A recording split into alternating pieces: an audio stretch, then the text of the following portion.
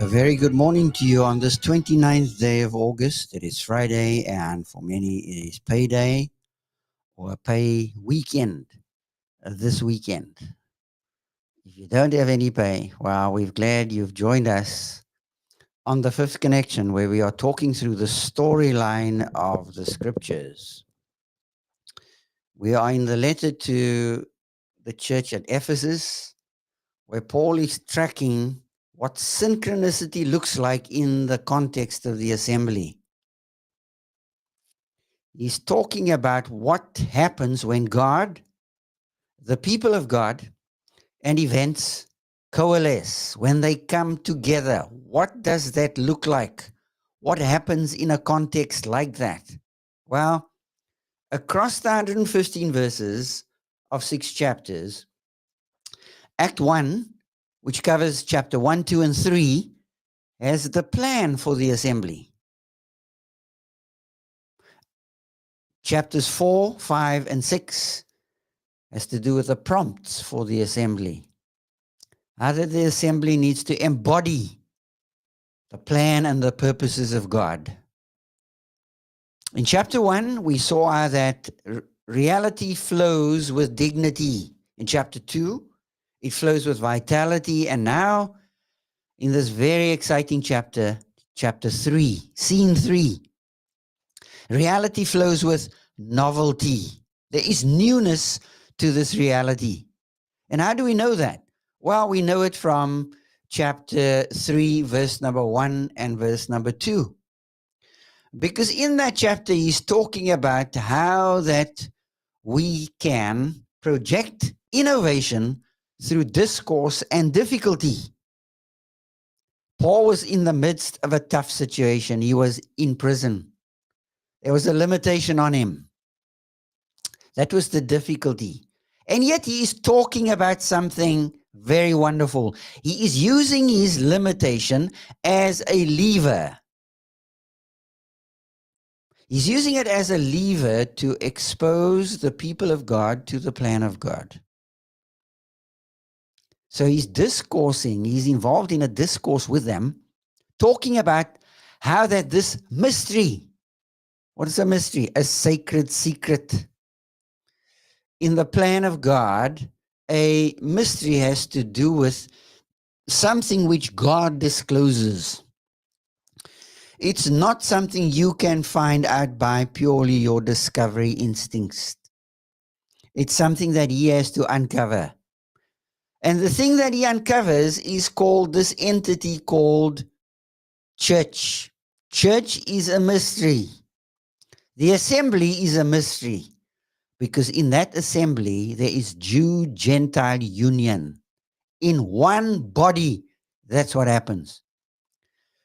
Gentiles no longer have to become Jews or embrace Judaism, and the males be circumcised in order to experience the blessing of God. Jews come in at the front door, so do Gentiles. And what is that front door? It's called the cross. Jesus dies at Calvary, and on Calvary's cross, he gives his life. But on the third day, he rises again, so that you and I can have a new lease on life. And that's why he starts out in verse 4. Now that he has postured for this novel idea, this mystery that God has given and shown him, he says, when you read this, what is this a reference to? The antecedent of this is what is written to them about briefly, first of all, in verse 3. He says, I have written briefly to you. Where did he write briefly to them? Well, it's not outside of the text of this book. It comes up in chapter 2, verse 11 to 22. He's going to talk through what this mystery is all about. In seed form, he starts to unpack Jew-Gentile union in Christ.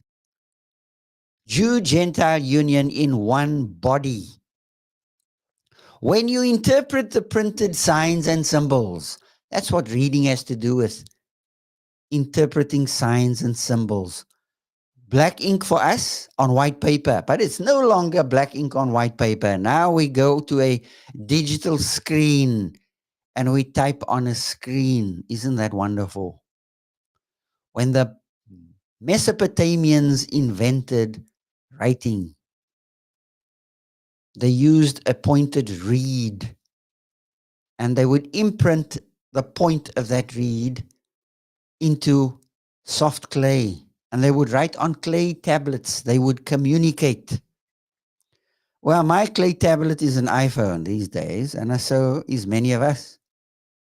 Our young people are brilliant at sending these messages that go at Mach speed around the globe.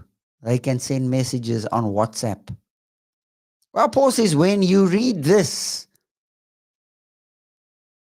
you will comprehend my level of substructure understanding. In other words, you will perceive my insight that I have been given because I can read reality below the surface. The only reason I can read it is because God has revealed it to me. I can see below the surface. I can comprehend, you will comprehend my level of understanding, substructure truths. Truths that are foundational. And it's given as a mystery, as a sacred secret that has now been revealed. The last time I checked, there are 11 mysteries in the New Testament text. You have one in Ephesians 5, the mystery of the relationship between Christ and his church as pictured in a husband and wife relationship, a marital relationship. You have the mystery of godliness in the book of Timothy. Great is the mystery of godliness, Christ in the flesh, Christ coming in human form. Boy, what a mystery God has uncovered in the person of Christ. And he plays his hand. Here the mystery is revealed. It's uncovered. Paul says, I've postured for it in verse 1, 2, and 3. And now he's going to present it to these believers. When you read this, you will understand my level of insight. You will perceive. That's what perception is all about, comprehending. My level of substructure understanding, my level of insight into this sacred secret. Because it was given to Paul to speak about this mystery that God had revealed to him, uncovered to him. He was the apostle to the Gentiles, the appointed one to the Goyim, to the nations. Paul says, I want to preach where the gospel has not been preached before. In other words, I want to go in Star Trek language where no man has gone before with the gospel. And he presents it with such clarity. And you see, this is a new idea. Now you're going to see in verse 5 in the next episode why this idea is a novel idea and what aspect of this idea is novel and new. But you see, you must posture for novelty. If you sit, soak, and sour, don't expect novelty to come your way because you have lost your zest for life. You feel that God owes you. God has thrown you a curved ball and you just can't hit that. You can't strike that ball. You strike out. Well, how about living life on the balls of your feet and being forward leaning, waiting with eager expectation for what God is about to do next, because he is about to do a great thing in your life as a believer, as a follower of the way. Now, you may not believe that, but you see, when you do not posture yourself for novelty, and posturing yourself for novelty means that you have an understanding of how to live with your limitations. Because all of us have a plimsoll line. What's a plimsoll line? It's that line on a boat or a yacht If the water goes over that line constantly, the boat is going to be filled with water and it's going to sink. It's called a plimsoll line. God knows where our plimsoll line is. He knows what our limitations are, whether it be physical, mental, spiritual, marital, financial, and in every other possible way. And he wants us to process that in the midst of the reality we are in. And understand that he can hit a straight blow with a crooked stick. Christ is at work in 1,000 places. Well, he's at work at one and the same time in billions of places. Do you think you are a major assignment to him? Well, if you think you're special, so am I. So is everyone else in the family of God. We are special. He's moved us. He's called us out of darkness into light. That is why when we savingly believe in Jesus Christ, according to 2 Corinthians 5:17, all things are become new. Our life of selfishness is now something of the past, and we need to live in the light of the newness of what he brings. And he brings it into our life through dying and rising, through death and resurrection, through the cross and the empty tomb. Because you see, that is what discipleship is all about. When God calls a man to follow him, he bids him come and die, said Dietrich Bonhoeffer. How about it? He moves us from order to disorder to reordering our lives. And so he will take you through many death-like experiences, many, many, many times, in order to experience what newness is all about, so that I can see new things. Because you can only see clearly what your level of transformation affords you. Let me repeat that. You can only see clearly what your level of transformation has afforded you or affords you. Remember that commercial song years ago? I can see clearly now the rain is gone. Oh, we used to sing that with passion. I can see all obstacles in my way. Gone are the dark clouds. Well, you can only see clearly when you are given to having God transform your life in a continued way, in a vital way, moment by moment, teaching you new things and different things, and many more things, and deeper things. Are you posturing for that? Or have you reached for the rocking chair, the armchair, because you are so out of breath? Remember, you cannot outrun reality.